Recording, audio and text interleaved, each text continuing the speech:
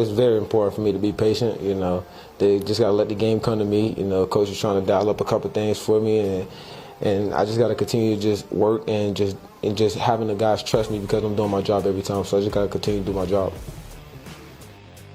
That's Travis Hunter talking about being patient as he makes the best impact he possibly can. A lesson fans could afford to listen to, too. Like, we're 6 weeks in and everybody wants immediate results. But we got a big weekend coming for rookies, so let's take a look at some of them. We'll start with Travis Hunter. Does Travis Hunter have to be bigger on the offensive or defensive side of the field, in your mind, Caroline Fenton, this weekend for the Jags to get a win against the Rams? I think he has to be bigger on the defensive side of the ball. And I think that is based on, or at least I have based that on how the Jags have gotten to this point, how the Jags have surprised all of us to be in this position. And that is by leading the league in turnovers, not just turning other teams over, but capitalizing on those turnovers. So if the Jags want to win over the Rams this weekend, I don't think that Trevor Lawrence and this Jags offense can go toe to toe and pound for pound with this Rams offense. Now we'll see what this Rams offense looks like without Puka Nacua, but assuming that the Rams offense is able to still hum at a high enough level and that Devontae Adams can step in and be enough to kind of fill in Puka Nacua's shoes, this Jags offense is not going to be able to go pound for pound, toe for toe, like we saw Joe Flacco and Aaron Rodgers do last night. So the Jags are going to have to force turnovers. Travis Hunter is going to have to be a part of that and contributing to those forced turnovers, whether it's interceptions he's getting, fumbles he's forcing, or being part of disruption defensively. He's going to have to be a big part of what the Jags want to do defensively, because that's how they've been winning football games, forcing turnovers and some kind of silliness defensively so far. Yeah, and that's why I actually take the opposite side of this. Their defense has been figuring it out every week. Now it's a tougher task to figure it out against the Rams, even without Puka Nacua. The hard part for me is that while we've talked a lot about the success of the Jags, and I think that's an important couch here, like they are very successful. Their offense is successful despite the inability to really get the passing game going at all. BTJ has just been a different wide receiver so far this year, and Travis Hunter feels like at times he's just been invisible. So whatever they need to do, like this is a little bit short-term, a little bit long-term. I think their defense is something I trust. Even without a lot from Travis Hunter, they'll be able to impact plays because they've done it over and over and over again.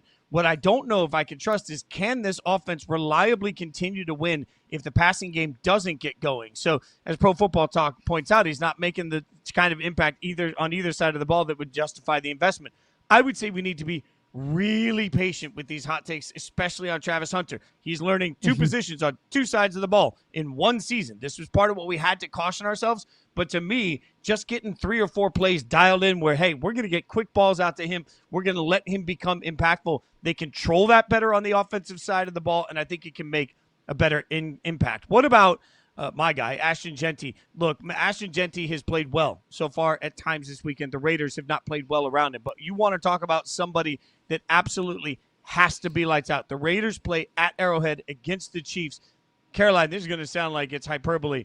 I think that the Raiders have the chance. Ashton Jeanty has the chance to save the entire Raiders season if he goes off in this game. Everything has been a little bit off for this team. It has not looked quite right for this team, but let's get this straight here. If they win this game at Arrowhead, they go to 3-4 going into a bye. You feel so much better about the rest of your season at 3-4 than you do at 2-5. And the only way they're going to get there, to me, is if Ashton Jeanty isn't just good, he's great. He's huge. I came into the season saying he had to have a Christian McCaffrey-like impact. I think he has to have a Christian McCaffrey prime impact, peak performance game for the Raiders to have any shot to win at Arrowhead. And even then, I'm not sure they can. He's got to be absolutely electric and out of his mind in this weekend's game.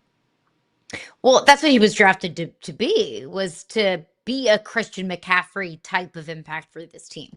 You don't draft a running back that high, much less in the first round at all, if you don't think that that guy can have a Christian McCaffrey-like impact, like Jahmyr Gibbs has been for the Detroit Lions, also a first-round pick just a few years ago. So yeah, I'm with you. If Ashton Jeanty has the type of day that I think we expected Ashton Jeanty to have at times consistently this season, and that's over 100 rushing yards, finding the end zone, popping off with some of those big-time runs that we saw from him at the college level, That could be enough to beat the Kansas City Chiefs. And to your point, you beat the Kansas City Chiefs. Does that completely change your season?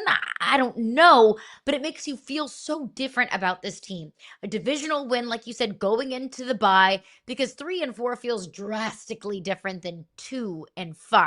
You're 2-5 at this point in the season. It does kind of feel like the season is lost. And not only does it change things in the standings and on the scoreboard and the win and loss column, it also changes the way that you feel like this Raiders team can continue to piece wins together. It just depends, though, on what Chiefs offense we're going to get, what Chiefs team we're going to get. We're going to see Rashee Rice this weekend. Of course, Xavier Worthy, and inserting those two back into this Chiefs offense gave us optimism all season long for the level of explosiveness that this Chiefs offense can have, even if we didn't see it at times. But Xavier Worthy was out there on the field when the Chiefs lost to the Jacksonville Jaguars. And that was a Chiefs offense that was lacking explosiveness drastically. If the Chiefs offense looks how it looked against the Ravens, albeit against a bad defense, but still as explosive as it looked against the Ravens, against the Lions last week, then I don't think any amount of Ashton Jeanty running the football is going to be able to save the Raiders. Because at that point, you're digging yourself in just far too much of a hole to be able to run the ball consistently. But if we see the Chiefs offense sputter, if Rashee Rice has some rust that he's going to have to shake off in his first game coming back from suspension, and you can continue to run the football, you can continue to utilize play action, then yes, that's absolutely the path for the Raiders. It just depends on which Chiefs team we're going to get this weekend. Best way to control that offense is to not let him get on the field. Long drives, Ashton Jeanty. All right, what about Cam Ward? We've talked a lot about Cam Ward. What do we have to see from Cam Ward for the Titans to have any shot against the Patriots? Yeah, we talked to Ben Arthur earlier in the show, who does a great job of covering the AFC South, and he talked about how much drive this Titans team is going to have, how much investment they put into this matchup of not getting embarrassed against Mike Vrabel. If there's one thing I know about Mike Vrabel, he has a tendency to win games that he has no business winning, and a tendency to lose games that he has no business losing.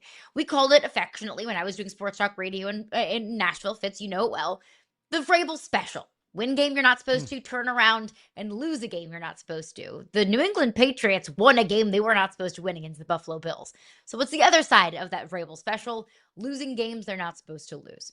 So it's going to have to take, for Cam Ward to will the Titans to victory, it's going to take some uncharacteristic mistakes from the New England Patriots, whether it's dumb penalties that we saw early in the season or bad turnovers that we saw early in the season.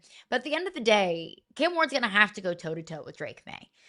I don't know if Cam Ward is capable of that, to be completely honest with you. He has one game where he's thrown for at least 250 passing yards. He hasn't thrown for multiple touchdowns in a single game so far this season. So in order for Cam Ward to will the Titans to victory, he's going to have to do something that he has not done yet this year. Throw for multiple touchdowns and throw for 250 plus. That's what it's going to have to take to go toe-to-toe with Drake May.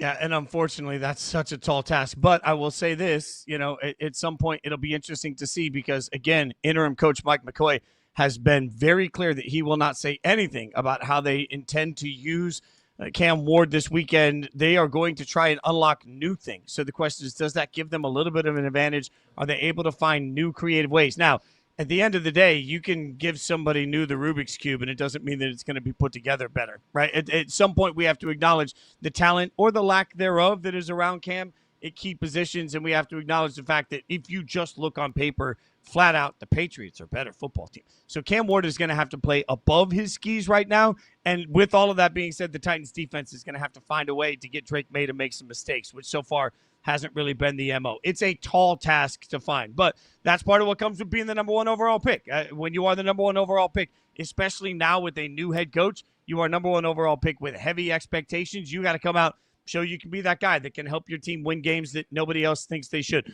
All of these games you talk, the Patriots favored by 7, the Chiefs favored by 12. I will acknowledge that all of these look like big, tall tasks, but when your rookie's taken with this much star power, that's why we expect greatness from them so quickly.